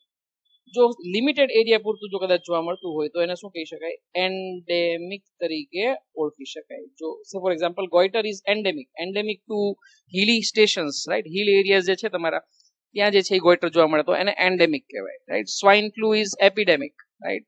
Than say for example corona virus is pandemic. Okay, આ રીતે તમે જે છે એ ઓબ્ઝર્વ કરી શકો છો, રાઈટ. સો ઇન્ફેક્શિયસ હેપેટાઇટિસ છે, હેપેટાઇટિસ A વાયરસના કારણે થાય છે અને most common type of. Most common શું કામ? કારણ કે ઇન્ફેક્ટેડ વોટર અને ફૂડ થી ફેલાય. જો હેપેટાઇટિસ B જે છે ને એ ઇન્ફેક્ટેડ બ્લડ થી ફેલાય. હેપેટાઇટિસ B ની અંદર આપણે જોશું હમણાં કે બ્લડ થ્રુ જે છે એ ટ્રાન્સમિટ થાય અથવા તો સેક્સ્યુઅલ ઇન્ટરકોર્સ થ્રુ જે છે એ ટ્રાન્સમિટ થઈ શકે છે. તો એ કેસની અંદર ફેલાવો એટલો બધો થતો નથી. જ્યારે વોટર અને ફૂડ થી થાય ને તો સીધી વસ્તુ છે કે ફેલાવો કેવું થાય? વધારે થાય. તો ફીકો ઓરલ રૂટ, સે ફોર એક્ઝામ્પલ પેશન્ટનું ફિકલ મેટર જે છે એ કદાચ ઇન્ફેક્ટેડ ફિકલ મેટર જે છે એના કોન્ટેક્ટમાં જો કદાચ કોઈ વોટર આવે, વોટર રિસોર્સિસ, અને એવું વોટર જે છે ડાયરેક્ટલી આપણે ગરમ કર્યા વગર ફિલ્ટર કર્યા વગર જે જો કદાચ લઈએ તો એને શું કહેશું આપણે ફીકો ઓરલ રૂટ, રાઈટ. અને સીધી વસ્તુ છે કે ઇન્ટેસ્ટાઇન એટલે કે ઓરલ રૂટ થ્રુ જે છે એ આવો વાયરસ એન્ટ્રી લેશે, રાઈટ. હેપેટાઇટિસ એ નોર્મલી આવા સમરની સિઝનની એન્ડમાં વધારે જોવા મળે, કારણ કે દારનું પાણી હોય ને, જે બોરિંગનું પાણી, એ ઊંડું જાય એટલે આવા વાયરસ જે છે જે એકદમ જમીનની અંદર જે ઊંડા રિસોર્સિસ જે છે એની અંદર દબાયેલા હોય એ બધા જ વાયરસીસ બહાર આવે અને એ કેસની અંદર આવા ઇન્ફેક્શન થવાના ચાન્સીસ વધી જશે. સિમ્ટમ્સની અંદર આપણે જોઈ લીધા છે મોટા ભાગના, તો બી અહીંયા બતાવેલા છે, રાઈટ. મેં પહેલું જ તમને કીધું કે ડાયગ્નોસિસ માટે ખાસ બિલીરુબિન જે છે એ શું થાય છે, ઇન્ક્રીઝ થાય છે. આ સિવાય એસજીઓટી, એસજીપીટી આની પછી લખેલા આવશે, પણ એ પણ ખાસ તમારે જે છે યાદ રાખવાનું. હિપેટોમેગાલી, લીવર એનલાર્જ થશે, ફીવર થશે, વોમિટિંગ થશે થોડી ઘણી, અને આ સિવાય લોસ ઓફ એપેટાઇટ એટલે કે વ્યક્તિને ભૂખ ના લાગે. યાદ રાખો, લીવર જે છે એ ખાસ કરીને ફેટના ડાયજેશન માટે અને પ્રોટીનના ડાયજેશન માટે, આમ તો ફેટના ડાયજેશન માટે ખૂબ જ ઇમ્પોર્ટન્ટ છે, અને it is a metabolic centre, તો પ્રોટીનનું કન્વર્ઝન પણ જે છે એ ખાસ કરી આપે છે. તો જો લીવરને કાંઈ પ્રોબ્લેમ થાય ને તો કોઈ પણ જાતનો ભારે ખોરાક એટલે કે તળેલી વસ્તુ ડોક્ટર જે છે એ ખાવાની શું કરશે, ના પાડશે. તો જોન્ડિસ થયો હોય, કમળો થયો હોય, એ વ્યક્તિએ તળેલું બિલકુલ ખાવું જોઈએ નહીં. પ્રોટીન પણ ઓછું ખાવું જોઈએ, કારણ કે પાચન શક્તિ કેવી થઈ ગઈ છે, નબળી થઈ ગઈ છે. તો સિમ્પલ ખોરાક લેવો જોઈએ જેની અંદર કાર્બોહાઈડ્રેટ વધારે હોય. આ સિવાય વાયરલ ડિઝીઝ છે, તમે જેટલો આરામ લો એટલી રિકવરી ફાસ્ટ આવે, રાઈટ. તો that also is a reason. Vaccine available છે હેપેટાઇટિસ એ વાયરસની, અને એ કેસની અંદર વેક્સિનેશન જો શક્ય હોય તો એ જે છે એ પણ લેવી જોઈએ, રાઈટ. આ સિવાય મેં કીધું તમને કે ભાઈ બધા જ બોડી પાર્ટ જે છે યેલોઇશ થયાનું કારણ શું છે, કારણ કે બિલીરુબિન જે છે એ બોડી ફ્લુઇડની અંદર, બ્લડની અંદર વધી ગયું છે. ટ્રીટમેન્ટ બીજી કોઈ જ ટ્રીટમેન્ટ અવેલેબલ નથી, બોડી જાતે જ રિકવર કરી આપે છે, 100% ક્યોર થઈ જ જાય છે. અમુક કેસીસ જ એવા હોય કે જેની અંદર સિવિયરિટી વધારે જોવા મળે, જેમાં ઇમ્યુનોગ્લોબ્યુલિન્સ તમારે દવા તરીકે દેવા પડે, અથવા તો ઇન્ટરફેરોન્સ ખૂબ જ અગત્યના છે, પણ આપણે ચેપ્ટરમાં ક્યાંક ને ક્યાંક આનું ડિસ્કશન કરવાના છીએ, તો હું અત્યારે આનું ડિસ્કશન કરતો નથી. Interferons are frequently asked question. Okay, જ્યારે પણ આપણે બેરિયર્સ જોશું, નેચરલ બેરિયર્સ બોડીના જોશું, ત્યારે ઇન્ટરફેરોન જે છે એ લર્ન કરવાના છે. ઇન્ટરફેરોન વાયરલ ઇન્ફેક્શનના પ્રોફાઇલેક્સિસ માટે અને ક્યોર માટે, બંને માટે આપી શકાય, રાઈટ. પ્રોફાઇલેક્સિસ એટલે કે કોઈ ડિઝીઝ થાય એ પેલા રોકવાનું જે પણ કઈ પ્રોસેસ હોય એને શું કહેવાય, પ્રોફાઇલેક્સિસ. અને ક્યોર એટલે કે એકવાર ડિઝીઝ થઈ ગયો પછી એની ટ્રીટમેન્ટ માટે જે કઈ હોય એને આપણે શું કહેશું, ક્યોર, રાઈટ. આવી રીતે જે છે તમે ગણી શકો છો. Moving toward the second one is hepatitis B. Hepatitis B ને સીરમ હેપેટાઇટિસ કહેવામાં આવે છે. સીરમ હેપેટાઇટિસ એટલા માટે કારણ કે શેનાથી ફેલાય છે, બ્લડ, જે પણ કઈ ઇન્ફેક્ટેડ બ્લડ હોય એના કોન્ટેક્ટમાં કોઈ પેશન્ટમાં આવે તો આ ટાઈપનું જે છે ફેલાય છે, રાઈટ. એટલે કે પેરેન્ટ્રલ રૂટથી ફેલાય છે. પેરેન્ટ્રલ મતલબ કે ઓરલ સિવાયનું, પેરા એન્ટેરલ. એન્ટેરલ એટલે કે તમને ખ્યાલ છે કે ઇન્ટેસ્ટિનલ, જીઆઈ ટ્રેક્ટને લગતું, રાઈટ, ગેસ્ટ્રો ઇન્ટેસ્ટિનલને લગતું. અને પેરા એન્ટેરલ એટલે કે ઓરલ સિવાયના, રાઈટ, જીઆઈ ટ્રેક્ટ સિવાયના કોઈ પણ રૂટથી ફેલાય તો એને શું કહેશું આપણે, પેરેન્ટ્રલ. સે ફોર એક્ઝામ્પલ ઇન્જેક્શન આપીએ આપણે તો આપણે શું કહીએ, પેરેન્ટ્રલ રૂટથી આપ્યું એવું આપણે કહીએ. ઓકે, તો પેરેન્ટ્રલ રૂટથી અથવા તો બ્લડ, ઇન્ફેક્ટેડ બ્લડના કોન્ટેક્ટમાંથી, જે રીતે એચઆઈવી માટે ઇન્ફેક્શન આપણે જોયા હતા રીઝન, એવા જ જે બધા રીઝન જે છે તમે અહીંયા આઈડેન્ટિફાઈ કરી શકો છો, રાઈટ. અહીંયા જે વાયરસનું સ્ટ્રેન જે છે that is a DS DNA type, right. તો ડબલ સ્ટ્રેન્ડેડ સર્ક્યુલર ડીએનએ તમે જોઈ શકો છો. આની પહેલાનું જો આપણે કમ્પેર કરીએ હેપેટાઇટિસ એ માટે, તો it was a single strand RNA virus.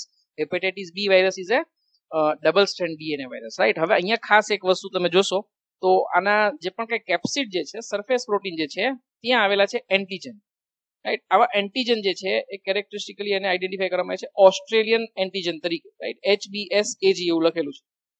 HBsAg એટલે કે Australian antigen, this is the one, right. તો ધીસ ઇઝ ઓસ્ટ્રેલિયન એન્ટીજન. હવે આ એન્ટીજન જે છે ને ખૂબ જ કહી શકાય ઇન્ફેક્શિયસ છે, most infectious disease in the human, right. એકવાર એક્ઝામમાં ક્વેશ્ચન પૂછાઈ ગયેલો છે કે which of the following is a most infectious disease in a human, right. અને એમાં પહેલો જ ઓપ્શન એ આપેલો હતો એઇડ્સ. એટલે તમને એવું થાય કે ભાઈ સીધી વસ્તુ છે કે એઇડ્સ જ સૌથી ઇન્ફેક્શિયસ ડિઝીઝ કહી શકાય ને, ના, પણ એવું નથી. Hepatitis B is the most infectious disease, right. તો એ કેસમાં કદાચ એચઆઈવી ઇન્ફેક્શન એઇડ્સ ની અંદર કન્વર્ટ થાય એવી કદાચ 100% પોસિબિલિટી નહીં, પણ હેપેટાઇટિસ બી એકવાર બ્લડના કોન્ટેક્ટમાં આવ્યો તો એ પૂરેપૂરું ઇન્ફેક્શન કરશે જ એવી શક્યતાઓ ખરી, રાઈટ. તમને એક એક્ઝામ્પલ પણ આપું. આના ઘણા બધા રૂટ છે, રાઈટ, ઇન્ફેક્શન થઈ શકે એના, રાઈટ. તો એના one of the route is this vertical transmission, right. Vertical transmission તમે જોઈ શકો છો. વર્ટિકલ ટ્રાન્સમિશનનો મતલબ શું થશે કે માનો કે કોઈ મધર જે છે એ ઇન્ફેક્ટેડ છે, રાઈટ, અને એને પ્રેગ્નન્સીનો ફેઝ ચાલુ છે, તો થ્રુ પ્લેસેન્ટા એના ચાઇલ્ડમાં પણ જે છે વાયરસ જે છે ઇન્ફેક્શન જે છે જઈ શકે છે, right. If that infection is transmitted, that is called as a vertical transmission. આવા વર્ટિકલ ટ્રાન્સમિશન જે એડ્સ ની અંદર જોવા મળે છે ધેટ ઇઝ ઓનલી 30%. 30% મતલબ કે 30% કેસ જ પ્રેગ્નન્સીને એવા થશે કે જેમાં મધરને ઇન્ફેક્શન છે અને ચાઇલ્ડ પણ જે છે એ કેવું થશે, ઇન્ફેક્ટેડ, HIV ઇન્ફેક્ટેડ જે છે એ બર્થ લેશે, રાઈટ. 30% ચાન્સ. આમ તો 30% કઈ નાનો ફિગર નથી, મોટો જ ફિગર કહેવાય, રાઈટ. અને એ કેસની અંદર પણ તમે માનો કે એન્ટી રિટ્રોવાયરલ દવાઓ આપો ને, અમુક દવાઓ કે જે HIV વાયરસને જે છે કિલ કરી શકે, તો આ રેટને તમે હજી પાછું 0% કરી શકો છો, રાઈટ. તો એ કેસની અંદર એટલું અચીવમેન્ટ આપણે લીધું છે કે ભાઈ ઇન્ફેક્ટેડ મધરમાંથી ઇન્ફેક્ટેડ ચાઇલ્ડ જે છે એ બર્થ ના થાય, એટલું આપણે જે છે એ સાયન્સ આગળ વધ્યું છે, રાઈટ. પણ HIV ના કેસમાં આવું શક્ય છે, એઇડ્સ ના કેસમાં આવું શક્ય છે, હેપેટાઇટિસ બી ના કેસમાં આવું શક્ય નથી. વર્ટિકલ ટ્રાન્સમિશન પૂરેપૂરું થાય એવા ચાન્સીસ છે. મધર જો ઇન્ફેક્ટેડ હોય તો એ કેસમાં ચાઇલ્ડ પણ ઇન્ફેક્શન થાય, more infectious than AIDS, can just see that, right. તો HIV કરતા હેપેટાઇટિસ બી વધારે ઇન્ફેક્શિયસ છે એવું તમે કહી શકો છો, રાઈટ. તો that is the reason Y જ્યારે પણ મેજર સોનોગ્રાફી કરવાની હોય પ્રેગ્નન્સીના ફેઝમાં, એટલે કે 4th મંથના એન્ડમાં અથવા તો 5th મંથના સ્ટાર્ટિંગમાં, ત્યારે બે વસ્તુ હંમેશા ચેક કરે, રાઈટ. મધરનું બ્લડ હોય ને એની અંદર ઓસ્ટ્રેલિયન એન્ટીજન તો નથી ને, અને બીજું HIV વાયરસ નથી, રાઈટ. આ બંને માટે એલિઝા ટેસ્ટ આવે, રાઈટ. એલિઝા ટેસ્ટ જે છે એ પરફોર્મ કરવામાં આવે અને એલિઝાથી કન્ફર્મ કરવામાં આવે કે HIV નથી અને ઓસ્ટ્રેલિયન એન્ટીજન નથી, રાઈટ. કારણ કે જો આવું કદાચ હોય તો એની ટ્રીટમેન્ટ તાત્કાલિક શરૂ કરી દેવી પડે. હેપેટાઇટિસ બી બહુ જ ભયંકર છે. જો માઇલ્ડ સ્ટેજમાં હોય તો કદાચ એની ટ્રીટમેન્ટ બોડી જાતે કરી, એટલે કે એન્ટીબોડીઝ ડેવલપ કરી શકે. સિવિયર સ્ટેજમાં જતું રહેશે તો હેપેટાઇટિસ બી ની કોઈ પણ જાતની સારવાર શક્ય બનતી નથી, right. So that is the problem with the hepatitis B, right. Deadliest type of hepatitis virus, right. અને સિમ્ટમ્સ આપણે જોઈ લીધા છે. સીરમ બિલિરુબિન વધી જાય, transaminase enzyme like SGOT, SGPT જે નોર્મલી 0, અહીંયા 5 લખેલું છે પણ 0 to 40 ઇન્ટરનેશનલ યુનિટ જેટલા હોવા જોઈએ, 40 કરતા વધી જાય તો જે છે એ તમે સમજી શકો છો કે લીવરને ડેમેજ થયું છે એવું કહી શકાય છે. એલિઝા ટેસ્ટથી પણ મેં તમને કીધું એમ કે ઓસ્ટ્રેલિયન એન્ટીજન જે છે એ ચેક કરી શકાય છે. અને યુરિનનો કલર હંમેશા હેપેટાઇટિસમાં કેવો થઈ જાય? ડાર્ક. અને ફિકલ મેટરનો કલર કેવો થઈ જાય? વ્હાઇટિશ અથવા તો ગ્રેઇશ, right.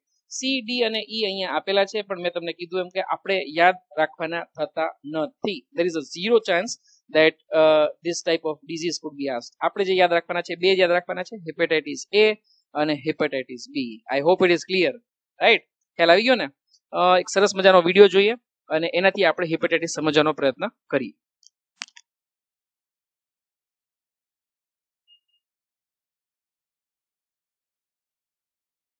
If you have hepatitis A or B, your liver is inflamed because you have been infected with either the hepatitis A virus or the hepatitis B virus.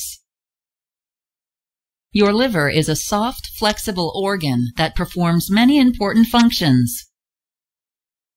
The functional parts of your liver are called hepatic lobules. Your hepatic lobules filter all of the blood in your body. Here you can characteristically see the arrangement, right? Hexagonal structure. ઘણી બધી તમને જે છે આમાં કેનાલ્સ પણ દેખાશે જે બાઇલ secret કરતી હશે, બ્લડ વેસલ્સ પણ ઘણા દેખાશે. અહીંયા રેટિક્યુલિન ફાઇબર્સ પણ દેખાય છે, રાઈટ. અહીંયા જે છે કોલેજન, ઇલાસ્ટિન અને રેટિક્યુલિન. તો લીવરના જે સેલ્સ હોય, હેપેટોસાઇટ્સનું સ્ટ્રક્ચર એકદમ રફ એન્ડ ટફ ટાઈપનું હોય, રાઈટ. સેલ્સ જે છે એની મજબૂતાઈ ઘણી વધારે હોય, રાઈટ. તો આવું કંઈક સ્ટ્રક્ચર આપણે જીઆઈ ટ્રેક્ટમાં ડાયજેસ્ટિવ સિસ્ટમમાં જોયું હતું જે તમે અહીંયા ફરી પાછું રેકોગ્નાઇઝ કરી શકશો. Okay. As the blood passes through, your hepatic lobules break down harmful substances.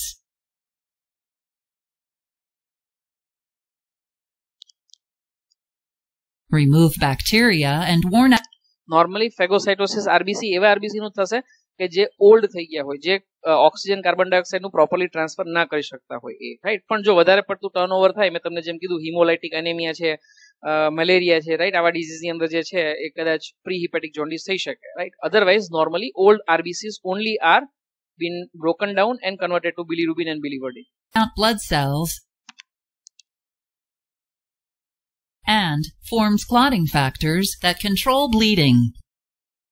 After a meal, your liver stores nutrients to provide your body with energy when needed.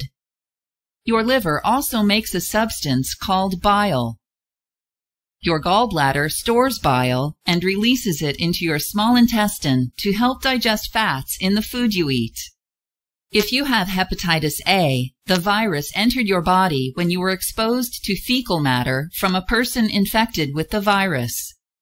You may have been exposed to the virus by eating contaminated food or water, contact with infected feces, such as during a diaper change, or having unprotected sex with a person infected with the virus.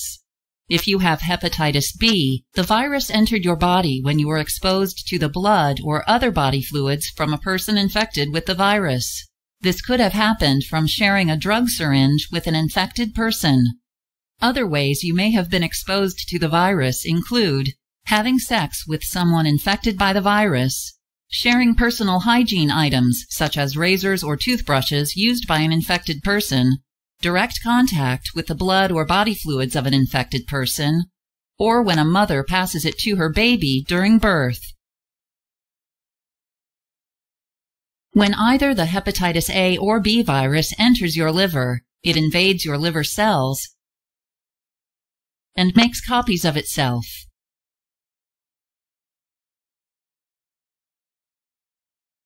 In response, your body sends immune cells to attack both the virus and liver cells infected with the virus. As a result, these liver cells become inflamed and then die. Over time, scar tissue forms around dead and infected liver cells, which prevents your liver from working properly. If you have a chronic hepatitis B infection, your liver contains a large Cirrhosis is a very important medical disease અને આપણે alcohol જ્યારે આ ચેપ્ટરના એન્ડમાં કરશું ત્યારે પણ cirrhosis term આવશે તો સિરોસિસ ખાસ સમજજો અહીં amount of scar tissue called cirrhosis, which limits blood flow and results in permanent shrinking and hardening of your liver. If you have hepatitis A, your doctor won't prescribe any medical treatment because your immune cells will eventually find and destroy all of the hepatitis A viruses in your body. If you have hepatitis B, your immune system will usually remove all the hepatitis B viruses from your body. In some people with chronic hepatitis B, particularly children, their immune cells are unable to remove all of the hepatitis B viruses. If you have chronic hepatitis B and your immune system can't get rid of the virus completely, your doctor may prescribe antiviral medication. Topic, right? એની અંદર આપણે continuous જે છે એ learn કરીએ છીએ.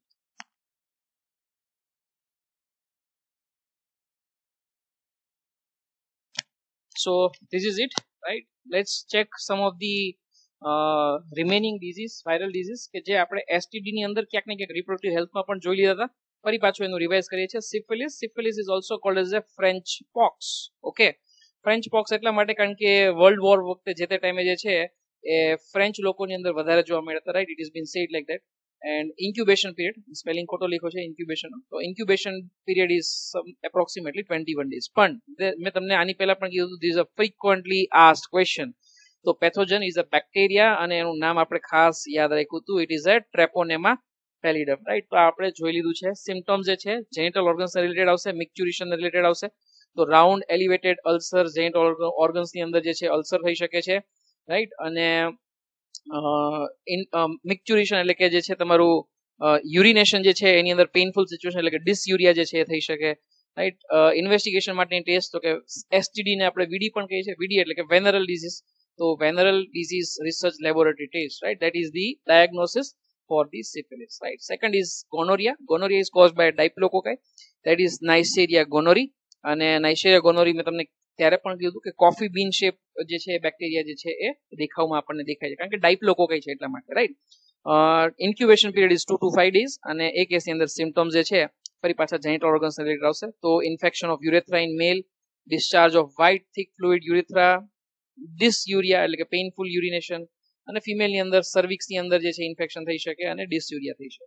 Okay, gonorrhoea ની અંદર બીજું ખાસ આપણે જોયું હતું કે જો કદાચ પ્રેગ્નન્ટ વુમન હશે તો એ કેસની અંદર ગોનોરિયા જે છે એ ચાઇલ્ડ ને પણ ઇન્ફેક્શન કરી શકે છે અને એ કેસની અંદર ચાઇલ્ડ ની રેટિનાને જે છે એ ડેમેજ કરી શકે છે. તો આવું બાળક જે છે એ બ્લાઇન્ડ જે છે એ બર્થ થઈ શકે છે. તો it could result in a blindness in the newborn child. Okay, તો ધીસ ઇઝ રિગાર્ડિંગ ગોનોરિયા. આ સિવાયના 3 ડિઝીઝ જે છે મેં અહીંયા આપેલા છે, પણ આ ડિઝીઝ જે છે એ ક્યાંય પૂછાતા નથી અને આપણે માટે ઇમ્પોર્ટન્ટ નથી. તો આપણે ખાલી એક જ જે છેલ્લું જે છે ક્લેમાઇડિયા, એની ઉપર આપણે ફોકસ કરશું. બહુ જ ઈઝી છે. ક્લેમાઇડિયાસિસ.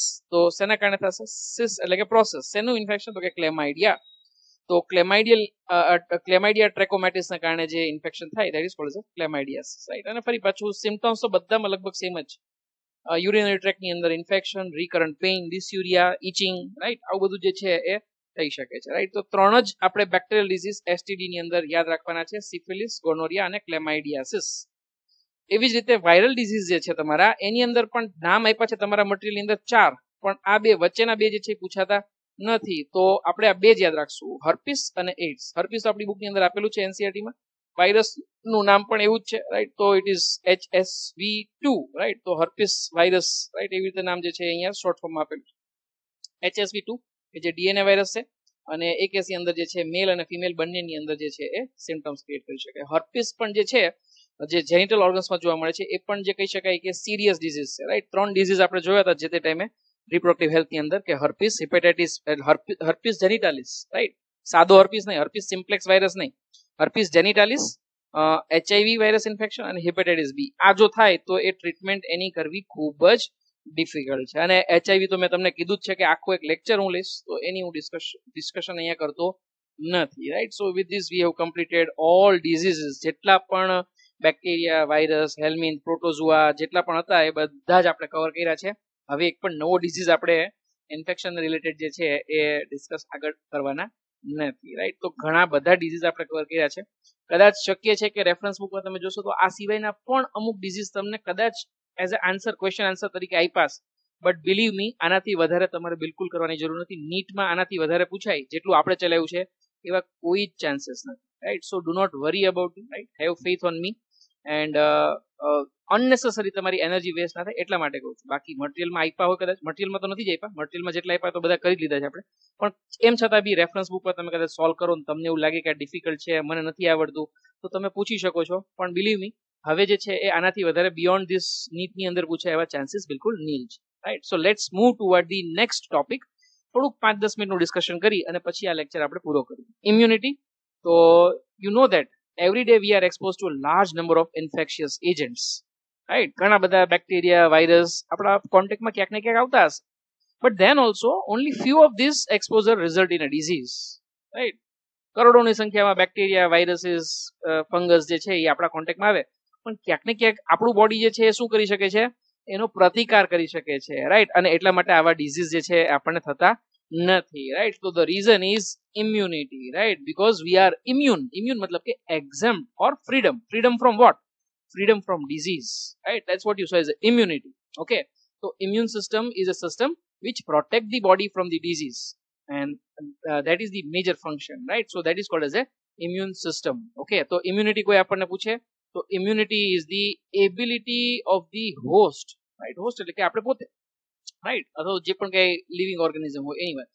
તો ability of the host to fight with the disease causing organism, this is called as the immunity, okay. So immunity જે છે એના કારણે જે છે એ આપણે એટલા બધા બચી શકીએ છીએ, રાઈટ. તમને ખ્યાલ છે ઘણા બધા એપિડેમિક, પેન્ડેમિક ડિઝીઝ ઘણા બધા આવ્યા, અને એ કેસની અંદર જેની ઇમ્યુનિટી સારી હતી એવા લોકો સર્વાઈવ કરી શકે, જે લોકોની ઇમ્યુનિટી સારી નહોતી, રાઈટ, તો એવા લોકો જે છે એ ઇન્ફેક્શનને કારણે જો જ્યાં સુધી વેક્સિન કે દવા ના બને તો એના કારણે મોર્ટાલિટી રેટ એવા લોકોની અંદર હાઈ રહે છે, રાઈટ. તો સારી ઇમ્યુનિટી જે છે એ ખૂબ જ જરૂરી છે.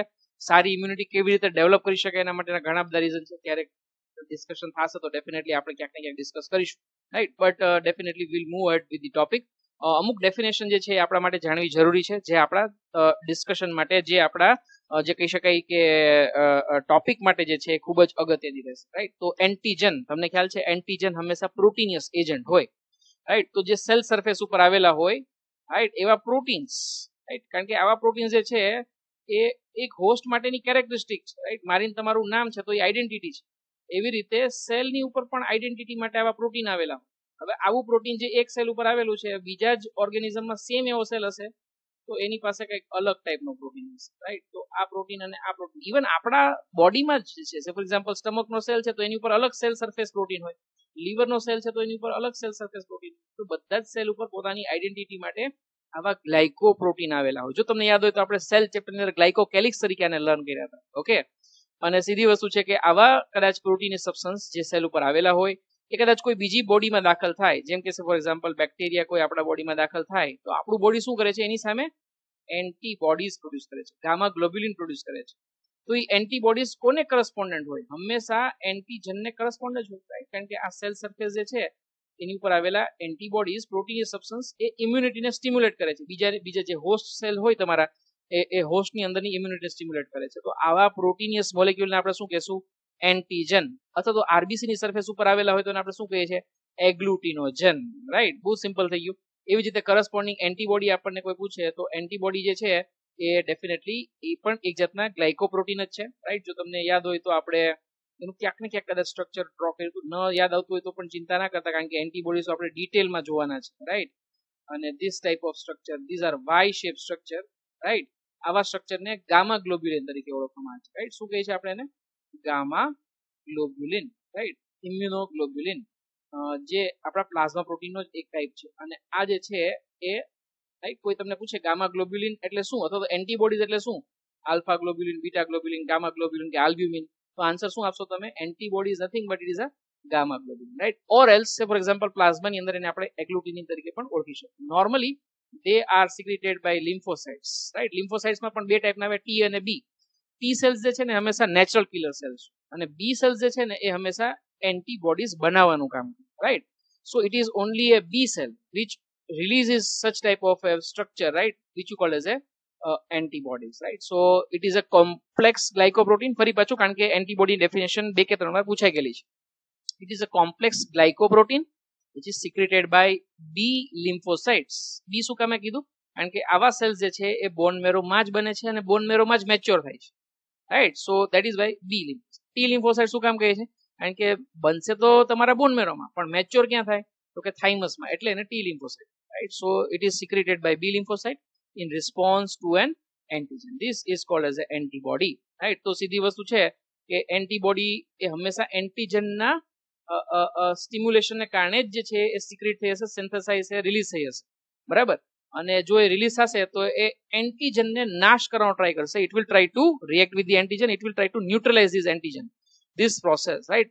The reaction between agglutinogen and agglutinin is called as a agglutination, right? So the reaction or between the antigen and antibody is called as a agglutination. Very simple. Or else this reaction happens in serum, right? So that's why you also call it as a serology. Study of antigen antibody reaction is also called as a serology, right? બહુ simple definition થઈ ગઈ, પણ એમ છતાં પણ મેં તમને કીધું એન્ટીબોડીની definition ઘણી બધી વાર પૂછાયેલી છે. ઓકે, ચાલો, moving towards the next is an anti serum. Anti serum એટલે શું? હવે સમજી લો કે ઘણા બધા ડિઝીઝ એવા છે કે જે ઇન્ફેક્શન થઈ જાય પછી એની ટ્રીટમેન્ટ કરવી પડે, રાઈટ? અને એવા કેસની અંદર કદાચ પ્રી ફોર્મ જે છે વેક્સિનેશન જે છે કદાચ આપણને યુઝફુલ થઈ શકે નહીં. સે ફોર એક્ઝામ્પલ રેબીઝ, હડકવો થાય તો આપણે જનરલી એન્ટી સીરમ આપવા પડે. તો એન્ટી સીરમ એટલે શું? Serum of any animal, okay, serum of any animal which contains already synthesise antibody. તો આપણે શું કરીએ છીએ? સે ફોર એક્ઝામ્પલ હોર્સ છે, રાઈટ? ઘણી બધી કંપનીઝ હોય ને, જે બાયોટેકનોલોજીકલ કંપનીઝ હોય, ફાર્માસ્યુટિકલ કંપનીઝ હોય, એ આવા એનિમલ્સ જે છે, હોર્સ એટલા માટે કારણ કે હોર્સની અંદર બ્લડ વોલ્યુમ ઘણું બધું મળે. હવે આ હોર્સની અંદર શું કરશે? એક બેક્ટેરિયા કે વાયરસ જે છે એ દાખલ કરશે. This virus is introduced in the body of horse. એટલે આ હોર્સ જે છે એ શું કરશે? એની સામે હવે જે પણ કઈ એન્ટીજન હશે એની સામે કરસ્પોન્ડિંગ જે છે એન્ટીબોડીઝ પ્રોડ્યુસ કરશે. જે છે એન્ટીબોડીઝ વાય શેપના બતાવું છું, નાના નાના બતાવું છું, રાઈટ? આવા એન્ટીબોડીઝ ઘણા બધા જે છે ડેવલપ કરશે, right? Over the period of 3-4 months કે પછી જે કાંઈ વાયરલ ઇન્ફેક્શન હશે, બેક્ટેરિયલ ઇન્ફેક્શન, એના ડિપેન્ડ્સ એના ટાઈમ ઉપર. એ અમુક ટાઈમે શું કરશે? હવે આ હોર્સનું બ્લડ જે છે એ કલેક્ટ કરશે. સમજી લો કે હોર્સ પાસે ટોટલ 7 લીટર બ્લડ છે, તો એમાંથી at a time 1 litre blood જે છે એ કલેક્ટ કર્યું. 1 લીટર બ્લડની અંદર એને પ્લાઝમા લગભગ 500 ml જેટલું અથવા તો 550 ml જેટલું એને મળશે, રાઈટ? તો આ બ્લડ જે કલેક્ટ કર્યું એમાંથી શું કરશે? હવે સીરમ છૂટું પાડશે. યુ નો દેટ કોએગ્યુલેશન થવા દો તમે બ્લડનું, એટલે એમાંથી શું છૂટું પડે? સીરમ. અને આવા સીરમની અંદર શું આવેલું હશે? એન્ટીબોડીઝ આવેલા હશે. કયા એન્ટીબોડીઝ? જે આ વાયરસ દાખલ કરેલો હશે કે પછી બેક્ટેરિયલ દાખલ કરેલો હશે ને, એના માટેના એન્ટીબોડીઝ જે છે આવેલા હશે. હવે રેડીમેડ એન્ટીબોડીઝ સીધા જ જે છે એ ઇન્જેક્શનના ફોર્મમાં જે પેશન્ટને કઈ ડિઝીઝ થયો છે એને તમે સીધા જે છે બ્લડની અંદર દાખલ કરીશું. દાખલ કરશો તો જે કાંઈ ઇન્ફેક્શન થયું હશે તાત્કાલિક સારવાર શક્ય બનશે. આવું ક્યાં જરૂર પડે? મેં તમને કીધું કે રેબીઝ થયું છે એટલે કે હડકવો થયો છે, તો એની તો કોઈ વેક્સિન તો આપણે કદાચ લીધી નથી, પણ ટ્રીટ તો કરવું જ પડશે, નહીં તો એ ફેટલ ડિઝીઝ છે કે એના કારણે વ્યક્તિનું મૃત્યુ થઈ શકશે. તો એવા કેસની અંદર આપણે શું દાખલ કરવું પડે? એન્ટી સીરમ જે છે એ ઇન્ટ્રોડ્યુસ કરવું પડે, રાઈટ? આવું સેમ જે છે ટીટેનસ માટે પણ એન્ટી સીરમ જે છે અવેલેબલ છે. This is called as a passive immunity, passive ઇમ્યુનિટીનો કન્સેપ્ટ આપણે સમજવાના છીએ, રાઈટ? જે નેક્સ્ટ લેક્ચર આવશે એની અંદર જ આપણે સમજશું. પણ this is called as a passive immunity, right? તો આનું નામ જે છે ને થોડુંક વિચિત્ર છે. તમને એમ થાય એન્ટી એટલે કે અગેન્સ્ટ ધી સીરમ, રાઈટ? પણ અગેન્સ્ટ ધી સીરમ આપણે એવી રીતે લેવાનું છે કે against the antigens present in the serum we are giving a already synthesise antibody. આ ઓલરેડી સિન્થેસિસ કોના બોડીમાં થયું છે? તો કે બીજા કોઈ એનિમલની અંદર, રાઈટ? અને એવું જે છે એ આપણે ડાયરેક્ટ લીધું છે. તો ઘણા કેસની અંદર આવા એન્ટી સીરમ જે છે એ થેરાપ્યુટિકલી બહુ જ ઇમ્પોર્ટન્ટ છે. તમે સાંભળ્યું હશે અત્યારે કોરોના વાયરસ ઇન્ફેક્શનની અંદર પ્લાઝમા થેરાપી ચાલે છે. એ પ્લાઝમા થેરાપીમાં ક્યાંક ને ક્યાંક આવો જ કન્સેપ્ટ યુઝ થાય છે એવું તમે કહી શકો છો, right? So this is regarding the anti serum, right? This concept is very important. Next is venom. Venom you know that it's poison, right? તો નોર્મલી કોઈ ઇન્સેક્ટ અથવા તો સ્નેક ખાસ કરીને એ જે કઈ સિક્રેટ કરે તો એવા ટોક્સિક સબસ્ટન્સને આપણે શું કહીએ છીએ? વેનમ. વેનમની ટ્રીટમેન્ટ માટે પણ જે છે આવા એન્ટી સીરમ આપી શકાય, રાઈટ? તો નોર્મલી સ્નેકને કારણે રિલીઝ થાય એને આપણે વેનમ કહીએ છીએ, પણ ઇન્સેક્ટ જે છે, રાઈટ, તો એના કારણે છે ફોર એક્ઝામ્પલ સ્કોર્પિયોન, તો સ્કોર્પિયોન બાઇટ હોય એના કારણે પણ વેનમ રિલીઝ થઈ શકે, રાઈટ? તો these are poisonous substance. Poison માટેની મેડિકલ ડિક્શનરી અંદર ખૂબ જ એક ઇમ્પોર્ટન્ટ ડેફિનેશન આપેલી છે. Anything in access is poison, right? ગુજરાતીમાં આપણે શું કહીએ? અતિની કોઈ ગતિ નથી. કોઈ પણ વસ્તુ વધારે થાય તો એ ઝેર બની જાય એવું આપણે કહીએ છીએ, right? But here we are considering poison, right? We are meaning it as a venom. Okay, ચલો moving toward the next is toxoid. Toxoid એટલે કે OID મતલબ કે similar to what? Toxin, right? તો જનરલી બેક્ટેરિયલ એક્ઝોટોક્સિન, રાઈટ? વેક્સિન બનાવવાની એક procedure જે છે એ અહીંયા તમને આપેલી છે. This is one type of vaccine. તો normally bacterial exotoxin, okay, let's first learn what is exotoxin. તો બેક્ટેરિયા જે હોય ને એ જ્યારે આપણી બોડીમાં આવે ને તો એના મેટાબોલિક પ્રોડક્ટને કારણે અથવા તો જે પણ કઈ પ્રોસેસને કારણે એ ઘણા બધા કેમિકલ્સ એવા હોય કે જે કન્ટિન્યુઅસલી બોડીમાં રિલીઝ કર્યા રાખે આપણી બોડીની અંદર, રાઈટ? કારણ કે આઉટસાઇડ ધી સેલ રિલીઝ થાય છે. That's why such type of toxins which are release by bacteria they are called as a exotoxin. Exo મતલબ કે આઉટસાઇડ, રાઈટ? ટોક્સિન્સ મતલબ કે એના અંદરના એવા કેમિકલ કે જે આપણને નુકસાન કરી શકે છે. તો this is called as a exotoxin. એક્ઝોટોક્સિનની જેવો જ બીજો એક વર્ડ જે છે એ છે એન્ડોટોક્સિન. એન્ડોટોક્સિન normally are released by gram negative bacteria, right? gram negative, તમને યાદ હશે ગ્રામ પોઝિટિવ અને ગ્રામ નેગેટિવ આ બે મેજર કેટેગરી છે, રાઈટ? બેક્ટેરિયાની અંદર ગ્રામ નેગેટિવ બેક્ટેરિયા જે છે ને એ જ્યાં સુધી બોડીમાં હશે ને ત્યાં સુધી આ ટાઈપના એક્ઝોટોક્સિન રિલીઝ કરી શકે. ગ્રામ પોઝિટિવ ગ્રામ નેગેટિવ બંને રિલીઝ કરે, પણ ગ્રામ નેગેટિવ જે છે એ ખાસ કરીને જ્યારે પણ રિલીઝ થાય તો એવું શક્ય છે કે જ્યારે પણ ગ્રામ નેગેટિવની લાઈફ કમ્પ્લીટ થઈ જાય, એટલે કે બેક્ટેરિયા લાઈઝ થાય, માનો કે આ બેક્ટેરિયા છે હવે એનું આયુષ્ય પૂરું થઈ ગયું તો એ જાતા આપણને પાછું હેરાન કરતો જાય, રાઈટ? ઘણા હોય ને કે હોય ત્યાં તો હેરાન કરે, પછી જાય તો હેરાન કરે પાછું. ચાલો, તો આ બેક્ટેરિયા જ્યારે પણ ડેડ થશે તો એની અંદર રહેલા જે પણ કે સેલ વોલની અંદર રહેલા લાઇપોપોલિસેકેરાઇડ્સ, રાઈટ? કોમ્પ્લેક્સ મોલેક્યુલ કે જે લાઇપોપોલિસેકેરાઇડ્સના ફોર્મમાં હોય, પ્રોટીનિયસ હોય, એવા મોલેક્યુલ્સ જે છે એ બોડીમાંથી રિલીઝ થશે. તો એ બેક્ટેરિયા લાઈઝ થાય પછી જ શક્ય બને, એ પહેલા શક્ય બને નહીં, રાઈટ? બેક્ટેરિયા ડેથ થાય પછી જ, તો એ જાતા હેરાન કરતું જશે. અને આવા કેમિકલ કે જે એની અંદરથી નીકળ્યા છે એને આપણે શું કહીશું? Then they are called as endotoxin, right? Endotoxin, this are called as endotoxin. તો બે વચ્ચેનો ડિફરન્સ સમજી શકાય એવું છે. એક્ઝો એટલે કે આઉટસાઇડ, બેક્ટેરિયાની આઉટસાઇડ રિલીઝ થાય ને એક્ઝોટોક્સિન, અને બેક્ટેરિયાની અંદરથી રિલીઝ થાય. ખાસ કરીને ગ્રામ નેગેટિવ બેક્ટેરિયા જ્યારે પણ આવું લાઇસિસ થાય અને એના કારણે રિલીઝ થાય તો એને શું કહીશું આપણે? Endotoxin. These are heat labile proteins. Heat labile મતલબ કે હીટની પ્રેઝન્સની અંદર જે છે એ તમારા ડિસ્ટ્રોય થઈ જાય. જ્યારે એન્ડોટોક્સિન જે છે ને એ હીટ સ્ટેબલ છે, મતલબ કે વધારે પડતી ગરમી આપો ને તો પણ એને નુકસાન થતું નથી, એ ટાઈપની કેરેક્ટરિસ્ટિક છે, રાઈટ? આવું તમે ક્યાંક ને ક્યાંક બાયોટેકનોલોજીની અંદર અથવા બીજી ક્યાંય જે છે કદાચ લર્ન કરશો, રાઈટ? આપણે તો જે છે અત્યારે વેક્સિન પૂરતું લિમિટેશન રાખીએ છીએ આપણું. તો કોઈ પણ બેક્ટેરિયલ એક્ઝોટોક્સિન એ હંમેશા આપણી બોડી માટે એન્ટીજેનિક હોય, એ આપણા બોડીને નુકસાન, તો એવા કેસમાં એને આપણે ન્યુટ્રલાઇઝ કરવા માટે ટોક્સોઇડ બનાવીએ છીએ. કેવી રીતે ટોક્સોઇડ બનાવીએ? By specific chemical procedures or may be by some heat procedure, thermal procedures. અને એનાથી આપણે શું કરી નાખીએ છીએ? ડિટોક્સિકેટ કરી નાખીએ, રાઈટ? તો ડિટોક્સિકેશન માટે સે ફોર એક્ઝામ્પલ કેમિકલ પ્રોસેસની વાત કરું તો માનો કે આ એક્ઝોટોક્સિનનું એક સોલ્યુશન છે મારી પાસે. હવે એની અંદર હું ફોર્મેલિન પાસ કરીશ, રાઈટ? ફોર્મેલિન તમને ખ્યાલ છે, ફોર્માલ્ડિહાઇડ નું સોલ્યુશન હોય ને ફોર્મેલિન કહેવાય. તો ફોર્મેલિન પાસ કરીશ ને તો એ એક્ઝોટોક્સિન જે છે એની જે પણ કઈ ડિઝીઝ પ્રોડ્યુસ કરવાની એબિલિટી છે, રોગ ઉત્પન્ન કરવાની ક્ષમતા છે, એ જતી રહેશે અને પછી એ ડિઝીઝ નહીં કરી શકે, પણ હજી એવું એક્ઝોટોક્સિન આપણા ઇમ્યુન સેલને સ્ટિમ્યુલેટ કરી શકશે, રાઈટ? બેક્ટેરિયાને જે કારણે જે આપણા ઇમ્યુન સેલ્સ હોય ને જે એક્ટિવેટ થતા હોય એને એક્ટિવેટ કરી શકશે. તો એ કેસમાં બોડીને ખબર પડી જશે કે આ ટાઈપનું એક્ઝોટોક્સિન બેક્ટેરિયાનું કંઈક આવી શકે એમ છે. And such a case it can be used for the purpose of immunization, vaccination ના પર્પઝમાં યુઝ થઈ શકે against that disease. તો ટોક્સોઇડ is a special type of a vaccine. Okay, આવા ટોક્સોઇડ ટીટેનસમાં આપી શકાય, ડિપ્થેરિયામાં આપી શકાય, ઘણા બધા ડિઝીઝની અંદર આપી શકાય જે આપણે જોશું, right? So here again we are revising. There is a bacterial exotoxin which is detoxicated by some specific procedure. Thermal procedure હોઈ શકે, chemical procedure હોઈ શકે. એક પ્રોસિજર આપણે જોઈએ જેમ કે ફોર્માલિન પાસ આપણે કરીએ, રાઈટ? તો એના કારણે શું થશે, એ ડિઝીઝ એબિલિટી જે છે, ડિઝીઝ પ્રોડ્યુસ કરવાની એબિલિટી એ જતી રહી, પણ હજી એ એન્ટીજનને પ્રોડક્શન સ્ટિમ્યુલેટ કરી શકે એવી એબિલિટી છે. તો definitely this can be used for the purpose of immunisation against the disease, right? Such preparations are referred as a toxoids. Okay, ચલો. So this can be used very much useful in case of the bacterial infection. Last definition which we are going to learn today is interleukin. નામ ઉપરથી તમને થોડોક અંદાજો આવવો જોઈએ. IN નો મતલબ શું થશે? પેપ્ટાઇડ. લ્યુકો નો મતલબ શું થશે? WBC. અને ઇન્ટર મતલબ કે વિધિન. એવું પેપ્ટાઇડ કે જે વિધિન WBC મેસેજ આપી શકે, રાઈટ? એક WBC માંથી બીજા WBC માં મેસેજ આપી શકે એવા કેમિકલ્સ ને શું કહીએ આપણે? Interleukin, right? તો જ્યારે પણ ઇન્ફેક્શન થાય ને ત્યારે એક WBC બીજા WBC નું ગ્રોથ અને એનું જે પણ કઈ WBC ની બેક્ટેરિયા સામેની પ્રોસેસ જે છે એને એક્ટિવેટ કરી શકે, એના રિસ્પોન્સીસ જે છે એને શું કરી શકે? ઇમ્યુન રિસ્પોન્સને શું કરી શકે? સ્ટિમ્યુલેટ કરી શકે, રાઈટ? માનો કે મેં તમને કઈ ક્વેશ્ચન પૂછ્યો હોય તો તમે શું કરો, તમારા ફ્રેન્ડને પૂછો કે ભાઈ જો તો જરાક આનો આન્સર આ જે છે એ બરાબર છે કે નહીં, નથી તો કે ભાઈ તું જરાક ગોતજે ને, હું આટલું ગોતીશ, તું આટલું ગોતજે, આપણે બે ભેગા મળીને કરશું.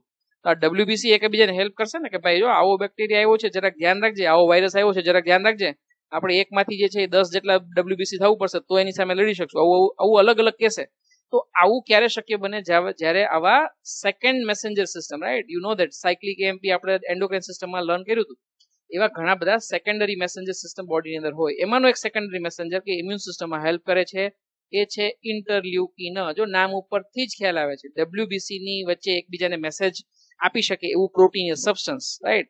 So that is interleukin and this helps in activation of the immune system. Interleukins ના ઘણા બધા ટાઈપ હોઈ શકે, જેમાંથી આપણે અમુક ટાઈમ તો જોયા હતા પેરાક્રાઇન અને ઓટોક્રાઇન ઇફેક્ટ ની અંદર IL2, ઇન્ટરલ્યુકિન 2. આપણે ઓટોક્રાઇન અને પેરાક્રાઇન વખતે જે છે, હોર્મોન્સ વખતે જે છે એ આ જોયું પણ હતું. ઓકે ને? ચાલો, તો અહીંયા સુધી આપણે આજનું જે છે ડિસ્કશન લિમિટ કરીએ છીએ, રાઈટ? આમ તો ઘણી બધી ડિટેલ્સ આપણે ડિસ્કસ કરી. નેક્સ્ટ લેક્ચરની અંદર આપણે સીધું જ સ્ટાર્ટ કરશું ટાઈપ્સ ઓફ ઇમ્યુનિટી, જે ફરી પાછો રિપીટેડલી આસ્ક્ડ ક્વેશ્ચન માંનો એક છે. Okay, till then thank you very much.